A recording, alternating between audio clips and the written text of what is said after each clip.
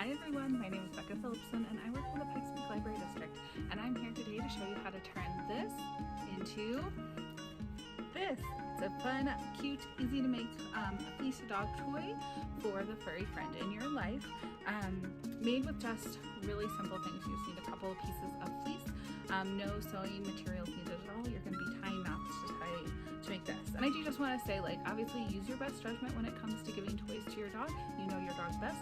If this is going to be too easy for your dog to chew up, if there's a possibility that your doggo could get sick from eating the fleece, please do not give it to them. Use your best judgment. You are your doggy's parent. So with that being said, let's get started. The first, what you will need is just 4 pieces of fleece fabric cut in strips that are 2 inches wide by 30 inches long. And you might notice here I only have 3 strips. That's because I'm going to show you 2 different ways you can cut that 4th one. You can use whatever colors you want. I found this really cute dog print fleece, but you know, as you might notice on our finished product, it doesn't really matter. You don't really see the print come through, so use whatever colors you like and want your little bone to come out with. Okay guys, so this first method is one I'm going to show you, and it's really easy. I have this like quilting cutting pad and this rotary scissor cutting tool, and if you have quilted, you probably have seen these before. So if you if you're not a quilter, maybe your mom or grandma might have one that you could borrow, and if you do, get your hands on it because it makes it go really fast. I did this in like 20 minutes last night in my basement. So basically you just line your fabric up on one line, and then you get your little tool on the 2-inch mark, and you just start cutting. And I kind of just lift it as I go. You can see now I have my 2-inch strip. I will also say with this one, what I did was I went ahead and folded it because it's too long to do it fully on here. So I just folded it in half. So I'm cutting 2 at the same time, so it goes a little faster. So that is option 1, if you have access to the materials. No fear, if you don't have this, I'll show you an even simpler way with things you probably have around your house. Okay, so I'm back, and as you can see, I just have a very basic ruler. Like literally, I think this is probably 20 cents at Target when back to school stuff starts, and then some scissors. I will say if you have a nicer pair of scissors, it's very helpful.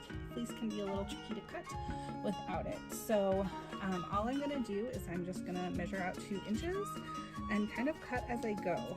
So I have my 2 inches, I'm gonna cut, and I'm gonna move that up a little bit and keep cutting. I will also say the nice thing about this one is that you don't have to be too precious with the 2 inches. If you're off a little, it's not going to be the end of the world with this particular craft. So just keep that in mind and go ahead and cut up your strips, and I will meet you back here when that is done. Alright, I hope you had a super fun time cutting all of those lovely strips. So to start with, I just laid my strips out one on top of each other, lining them up at the top like this. You can hopefully see that. So now the first thing you're going to do is just go ahead and tie a knot.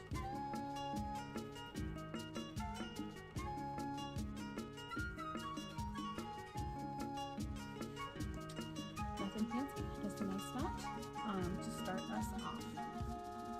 So we've got our knot, and now we're going to separate out our strips, and one's going to go to the top, one is going to go to one side, you're going to have one go to another side, and you're going to have one going down. So you're kind of going one, it's making like a cross for us here.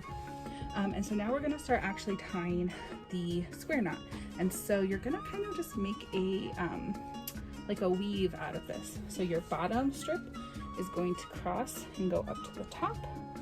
Your top strip is going to come down here, so you can see how that's going. You're going to take the strip over here, this black one, and it's going to go on top of our blue but under our red. So on top of the one going down but under the one going up.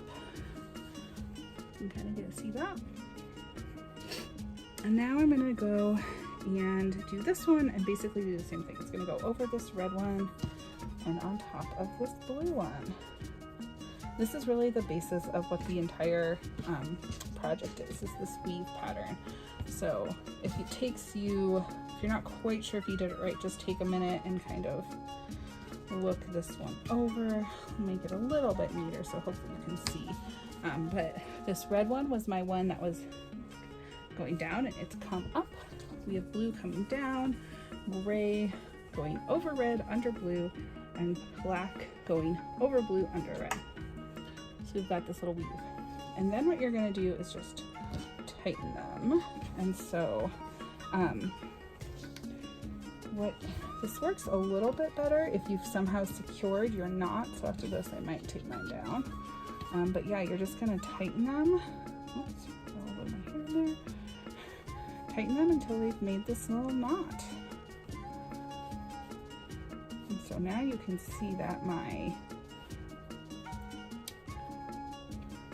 colors have kind of switched places, but I have this knot, and that is what we're just going to build on for the rest of this project.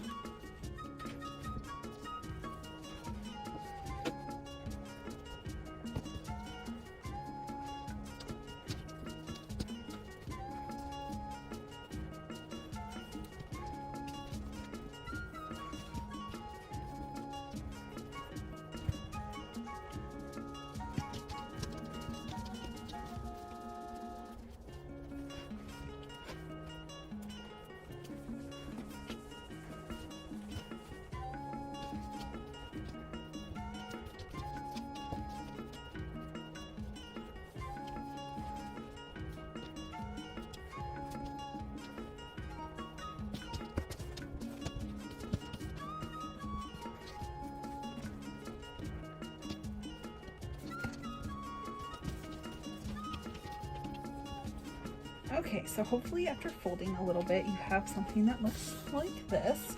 And I still have a pretty good tail, but I've been noticing as I make my little basket weave, I'm sure there's a more technical term, I just don't have a lot of length left to weave things in and out. I'm kind of, I don't have very long tails. So I'm gonna go ahead and have this be my last sort of knot. And you can see I'm pulling pretty tightly here, so you get a nice square. I mean, you can see why it's called a square knot. And so now I have my little dog bone. So to finish it, it's really easy as well. Just kind of neatly restack your tail if possible.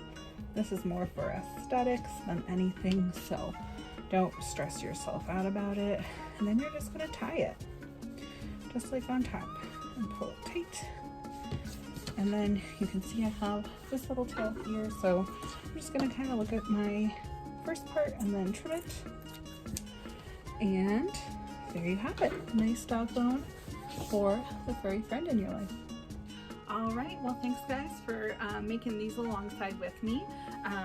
If you liked our video, feel free to subscribe to the rest of our channel. We have all kinds of great stuff, from how-to videos to performances to story time. So it's a really great channel to have on your subscription list.